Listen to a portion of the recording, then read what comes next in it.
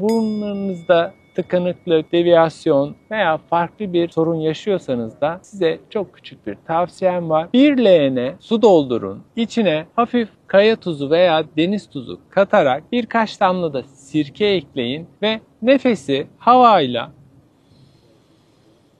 derin bir şekilde alın, başınızı suyun içine koyun ve burnunuzdan nefes verin. Ağzınız kapalı olsun. Başınızı kaldırdığınızda tekrar burnunuzdan nefes alın. Ağzınızı hiç açmayın. Bu serbest molekül halinde dolaşan havaya nefes verirken burun kaslarımız çok fazla zorlanmaz. Lakin bir su direnci oluşturduğunuzda ve nefes alışverişlerinizde başınızı suya koyduğunuzda suyun direnciyle burun kaslarınız kuvvetlenmek durumunda kalır. Burun kaslarınız kuvvetlenirse gece uyku apnesi yaşıyorsanız bu uyku apnesi hafifler, nefes alışverişleriniz çok daha derinleşir. Hepimize şifa olsun. Selamlar, sevgiler.